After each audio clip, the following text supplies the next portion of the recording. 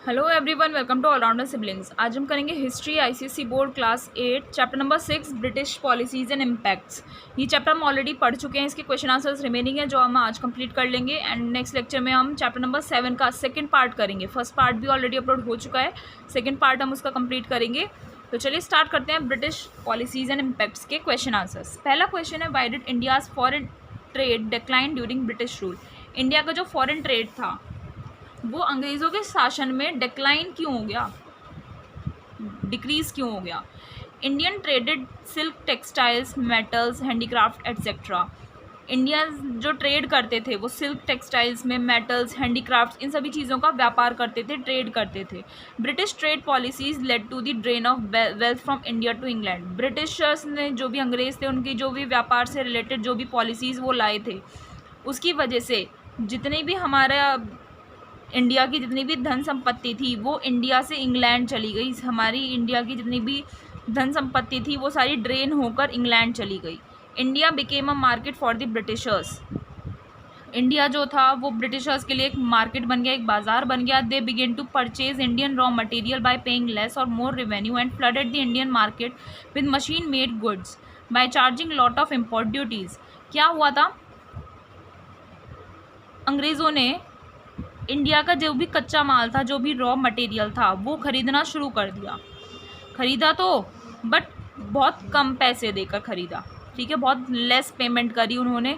और अपनी मार्केट जो जो हमारी इंडिया की मार्केट थी ना, वहाँ पर सामान कैसा देने लगे, वो मशीन से बना हुआ सामान देने लगे, है ना। तभी तो आज क्वालिटी इतनी ख़राब हो गई है चीज़ों की। किसी भी चीज़ को आप देखेंगे तो क्वालिटी ज़्यादा आजकल ख़राब मिल रही है और महंगाई इतनी ज़्यादा हो गई है, बस पूछो मत।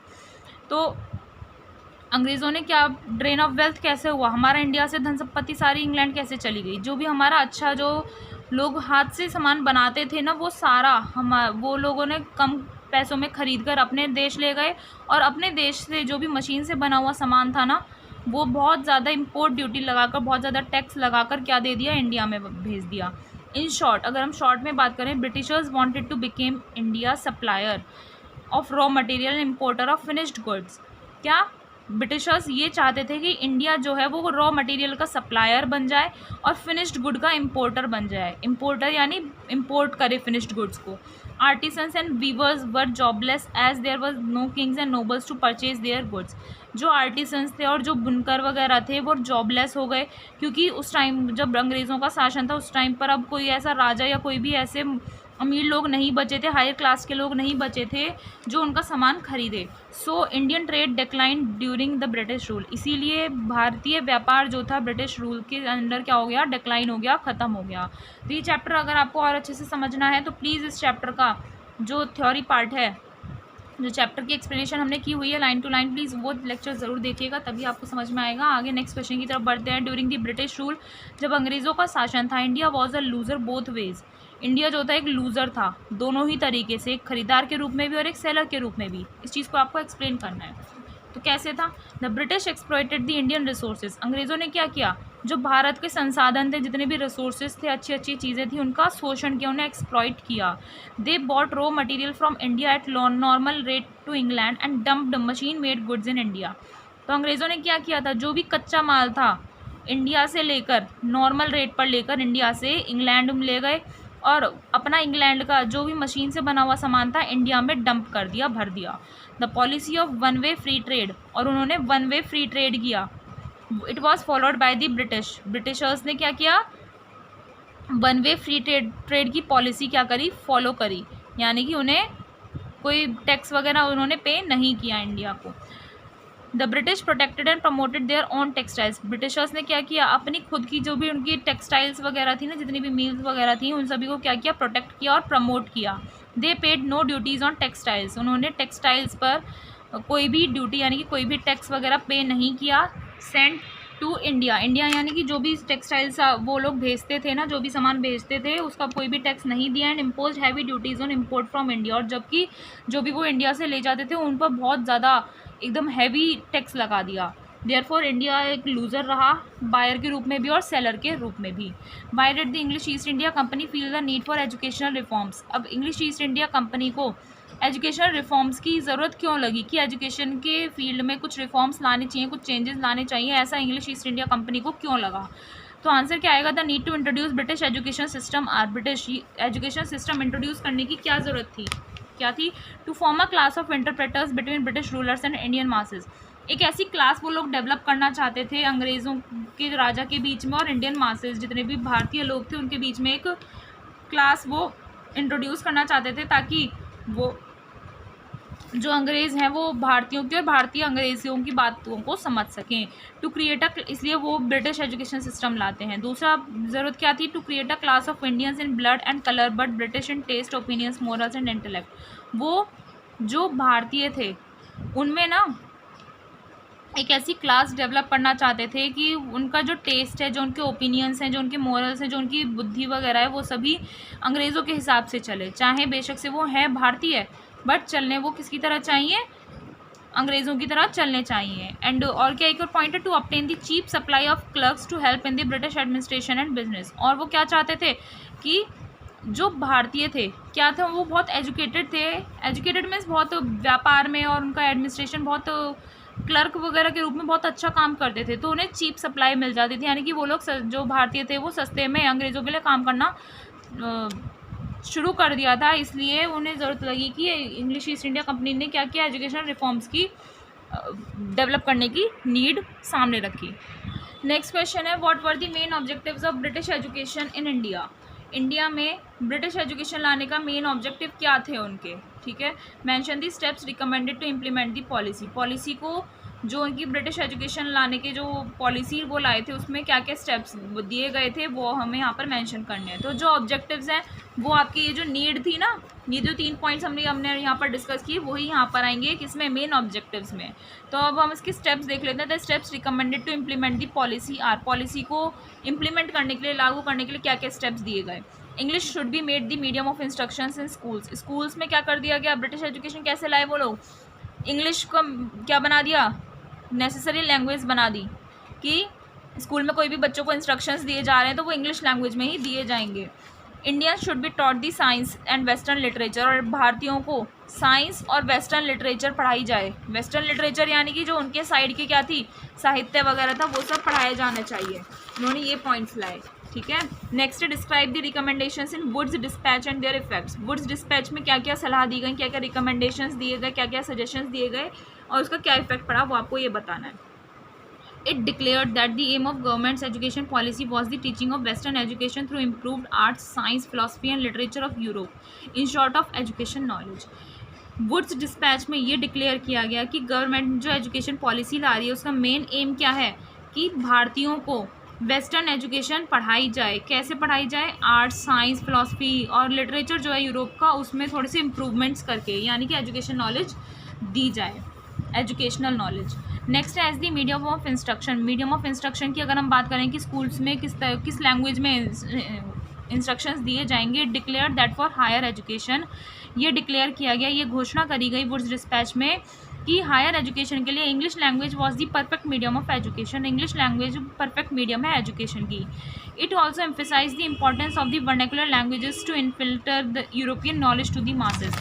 और उन्होंने इस चीज़ पर भी जोर दिया कि वर्नाकुलर लैंग्वेजेस की बहुत ज़्यादा इंपॉर्टेंस होती है, बहुत ज़्यादा महत्व है, इंपॉर्टेंस है, किस लिए, ताकि यूरोपियन नॉलेज को मासेस में क्या किया जा सके, इनफिल्टर यानी कि इंस्टिल किया जा सके, उनमें डेवलप किया जा सके, डाला जा सके। वर्नाकुलर लैंग्वेज यानी कि उनकी जो लोकल लैंग्वेज थी, इसलिए उन्होंने ज़्यादा जोर दिया इंग्लिश लैंग्वेज पर।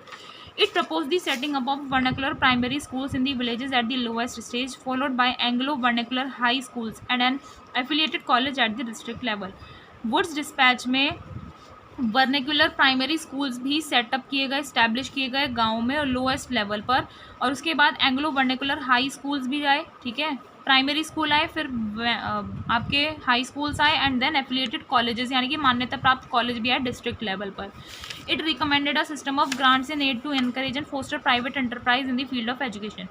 और वुड्स डिस्पैच में ये भी रिकमेंडेशन दिया गया, ये भी सजेशन दिया गया कि एक ग्रांट एंड एड का सिस्टम अप्लाई किया जाना चाहिए, ताकि जो प्राइवेट कंपनीज़ हैं, प्राइवेट एंटरप्राइज हैं, उन्हें एजुकेशन के फील्ड में क्या किया जा सके, एनकरेज किया जा सके, उन्हें और ज़्यादा प्रोत्साहन किया जा सके कि वो एजुकेशन के फील्ड में अपना क्या दें, महत्व, अपनी सपोर्ट करें।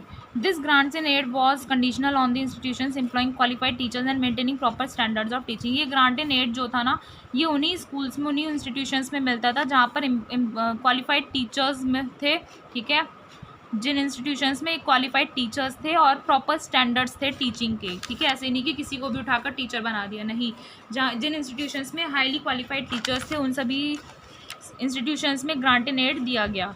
Department of public instruction under the charge of a director, ये बनाया गया, क्या, डिपार्टमेंट ऑफ पब्लिक इंस्ट्रक्शन बनाया गया, और उसका जो चार्ज था वो डायरेक्टर होता था, head, to review the progress of education in the province. ये डिपार्टमेंट क्यों बनाया गया, ताकि जो उनका प्रोविंस है उसमें एजुकेशन की प्रोग्रेस हो रही है नहीं हो रही, ये सभी चीज़ें चेक करने के लिए। And submit an annual report to the government, और वो डायरेक्टर क्या करेगा, उन सभी अपने एरिया में चेक करेगा और सारे एक रिपोर्ट बनाएगा और वो गवर्नमेंट को रिपोर्ट देगा। ये वुड्स डिस्पैच में रिकमेंडेशंस दिए गए। University were propose for Calcutta, Bombay and Madras on the model of London. London के मॉडल पर बेस्ड करके कलकत्ता, बॉम्बे एंड मद्रास में यूनिवर्सिटीज़ बनाई गई। Chancellor, a vice chancellor and fellows were nominated by the government, और उन यूनिवर्सिटीज़ में चांसलर, वाइस चांसलर और फेलोज, मतलब जो स्टाफ था वो सभी नॉमिनेट किए गए गवर्नमेंट के द्वारा। The universities were to hold examinations and confer degrees. Universities क्यों बनाई गई, ताकि एग्जामिनेशंस वो कंडक्ट करवाए, एग्जामिनेशंस दे और डिग्रीज़ को, बच्चों को डिग्रीज़ प्रोवाइड करे, है ना। कॉलेज इसलिए जाते हैं ताकि हमें डिग्री मिले, ताकि हम जॉब कर सकें, तो ये सभी उन्हीं की जो पॉलिसी थी वही हम फॉलो कर रहे हैं। The dispatch emphasized the importance of vocational instructions and the need for establishing technical schools and colleges. ये जो वुड्स डिस्पैच था, इसमें ये वुड, वो लकड़ी वाला वुड नहीं है, वुड एक नाम था किसी पर्सन का। तो Wood's dispatch emphasize the importance of, उसमें और ज़्यादा इंपॉर्टेंस किस चीज़ पर दी गई, वोकेशनल इंस्ट्रक्शंस पर दी गई, और ये भी बताया गया कि टेक्निकल स्कूल्स और कॉलेजेस भी होने क्यों ज़रूरी हैं। Teachers training institutions on the model then prevalent in England were recommended, और इंग्लैंड में ना क्या था उस टाइम पर, टीचर्स ट्रेनिंग इंस्टीट्यूशंस थे, तो उसके बेसिस पर यह भी रिकमेंड किया गया कि यहाँ पर भी होने चाहिए teachers training institutions. The dispatch gave Frank and cordial support for fostering the education of women. Education, women की एजुकेशन के लिए डिस्पैच ने बहुत फ्रैंक यानी कि एकदम फ्रेंडली और कॉर्डियल सपोर्ट दिया था, ताकि औरतों की एजुकेशन को क्या किया जा सके, फोस्टर किया जा सके, एनकरेज किया जा सके। अब इस ये जो इतने सारे न्यू एजुकेशन रिफॉर्म्स आए, इसका क्या प्रभाव पड़ा, क्या इफेक्ट पड़ा। Traditional system of Indian education decline. Indian education का जो ट्रेडिशनल सिस्टम था, जो पुराना सिस्टम था ना, वो खत्म हो गया, धीरे धीरे डिक्लाइन करने लगा, ये न्यू सिस्टम आ गया। द न्यू एजुकेशन पॉलिसी जो थी, जो NEP थी, it created a gulf between the newly educated Indians and the masses. इसके बीच में एक खाई बन जाती है, खाई मतलब बहुत ज़्यादा गैप आ जाता है। जो कुछ इंडियंस थे जो न्यूली एजुकेटेड थे, ठीक है, जिन्होंने इस न्यू पॉलिसी के अकॉर्डिंग एजुकेशन ली थी, और कुछ थे जो पुरानी पद्धति से पढ़े हुए थे, पुराने सिस्टम से पढ़े हुए थे, तो उनके बीच में बहुत ज़्यादा गैप आ जाता है। Indians start looking down on their own culture. Indians को क्या लगने लगा कि हमारा कल्चर बेकार है, हमारी जो प्रथा है, हमारी जो रीति है, वो सभी बेकार है। It also had positive effects, but ये तो नेगेटिव इफेक्ट्स की बात हो गई, है ना, ये पॉजिटिव इफेक्ट्स भी थे इसके। English became the link language between peoples living in different parts of India. अब इंडिया के आप किसी भी पार्ट में चले जाओ, तो इंग्लिश जो है वो उस टाइम पर भी लिंक लैंग्वेज बन गई थी उन लोगों के बीच की, ठीक है। इंग्लिश तो सभी को आती है ना, तो इंग्लिश के थ्रू वो लोग कन्फर्म कम्युनिकेशन करने लगे थे। It revolutionised Indian thoughts. Indian के जो विचार थे उसमें बहुत ज़्यादा क्रांति आई, रिवॉल्यूशनाइज हुए, यानी कि चेंजेस आए। It strengthen the bond of unity among Indians. Indians में एकता का भाव इस पॉलिसी की वजह से आया। नेक्स्ट क्वेश्चन करते हैं, discuss various aspects of the drain of wealth. Drain of wealth क्या था, इसके बारे में आपको बताना है। ड्रेन ऑफ वेल्थ मीन्स, क्या होता है drain of wealth? It means the transfer of resources and wealth from India to England for which India did not get appropriate economic और material return. Drain of wealth का meaning हो गया, India के जितना भी संसाधन है, जितना भी धन संपत्ति है, उसका ट्रांसफ़र होना इंडिया से इंग्लैंड में, और जिसके लिए इंडिया से इंग्लैंड जा रहा है। अगर आप किसी को सामान बेचते हो तो आपको कुछ चाहिए भी, है ना, तभी तो बेचोगे। तो इंडिया से इंग्लैंड सामान तो ले गए वो लोग अंग्रेज़, बट इंडिया को उसके लिए कोई अप्रोप्रिएट यानी कि जितना इनफ अमाउंट उन्हें मिलना चाहिए, जितना रिटर्न उन्हें मिलना चाहिए, वो नहीं मिला। तो इसी को हम बोलते हैं drain of wealth. The wealth was transferred in the forms of remittances, purchase of British goods for consumption in India, profits from trade revenues etcetera. ये जो वेल्थ थी वो किस तरीके से, ऐसे थोड़ी कि पैसे रखे हैं या फिर धन दौलत रखी है उसे उठाकर ले गए, नहीं। रेमिटेंसेज या purchase of British goods, India में जो ब्रिटिशर्स का सामान जो लोग खरीदते थे उन सभी के रूप में वो वेल्थ जो थी वो वहाँ चली गई, कहाँ, इंग्लैंड चली गई। The drain of wealth from Bengal, Bengal से शुरू होती है 1757 में, ठीक है। बंगाल से ड्रेन ऑफ वेल्थ होना शुरू हो जाता है कब, व्हेन दी कंपनी सर्वेंट, जो ईस्ट इंडिया कंपनी थी उसके जो सर्वेंट थे, they begin to carry home immense fortunes extorted from Indian ruler, zamindars, merchants and the common people. तो बंगाल में लोगों ने, उन्होंने जो कंपनी के सर्वेंट थे उन्होंने क्या किया, बहुत सारा फॉर्च्यून यानी कि धन दौलत जो था वो इंडिया के जितने भी रूलर्स थे, ज़मींदार थे, मर्चेंट थे, व्यापारी वगैरह थे, आम आदमी था, उनसे लेकर वो अपने देश ले जाते थे। तो इस तरीके से ड्रेन होना शुरू हो गया था, उनके पास जाना शुरू हो गया था, उसके लिए इंडिया को कुछ भी नहीं मिला। इन 1765 में दीवानी ऑफ बंगाल जो था, he gained control over its revenue, उसके कंट्रोल, जो रेवेन्यू का कंट्रोल था ना वो उसके ऊपर आ जाता है बंगाल के दीवानी के पास। Company began to purchase Indian goods out of revenue of Bengal and to export them. तो कंपनी ने क्या कर दिया, उस रेवेन्यू से, जो बंगाल का रेवेन्यू आता था ना, उससे भारत का सामान खरीदना शुरू कर दिया और उसे एक्सपोर्ट करना शुरू कर दिया। वो इंग्लैंड भेजते थे, किससे, भारत के ही पैसे से, भारत का ही सामान वो इंग्लैंड भेजने लगे। तो फॉर एग्जांपल, इसका एग्जांपल देखिए, 1765 से 1770 में क्या हुआ था, company sent out nearly 4 pound million worth of goods और about 33% of the net revenue of the Bengal.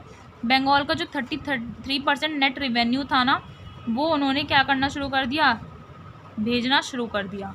और by the end of 18th century आते आते क्या हुआ, लास्ट में the drain constituted nearly 9% of India's national income. India की जितनी national income थी उसका 9% वो ड्रेन करने लगे थे इंडिया से इंग्लैंड में। ये एग्जाम्पल हो गया, the drain took the form of excess of India's export over its imports for which India got no revenue. तो इस ड्रेन होने की वजह से क्या हुआ, वो इंडिया का जो एक्सपोर्ट था ना वो ज़्यादा हो गया इम्पोर्ट से। इतना तो इम्पोर्ट नहीं हो रहा था जितना ज़्यादा एक्सपोर्ट होने लगा, जिसकी वजह, और उस इम्पोर्ट वगैरह के लिए इंडिया को कोई भी रेवेन्यू नहीं मिल रहा था उस एक्सपोर्ट के लिए, है ना। यानी कि इंडिया जो सामान भेज रहा था उसके लिए उसे कोई रेवेन्यू नहीं मिल रहा था, तो उसकी वजह से क्या हुआ, सारा ड्रेन हो गया था, उनकी सारी धन संपत्ति लुट गई थी। तो आई होप गाइज ये चैप्टर आपको कम्प्लीटली समझ में आ गया है। कुछ डाउट है तो आप हमसे कमेंट सेक्शन में पूछ सकते हैं। मिलते हैं नेक्स्ट लेक्चर में, जिसमें हम करेंगे चैप्टर नंबर 7, जो हमने द ग्रेट अपराइजिंग पढ़ना शुरू किया था उसका सेकेंड पार्ट। ठीक है, मिलते हैं नेक्स्ट लेक्चर में। Thank you.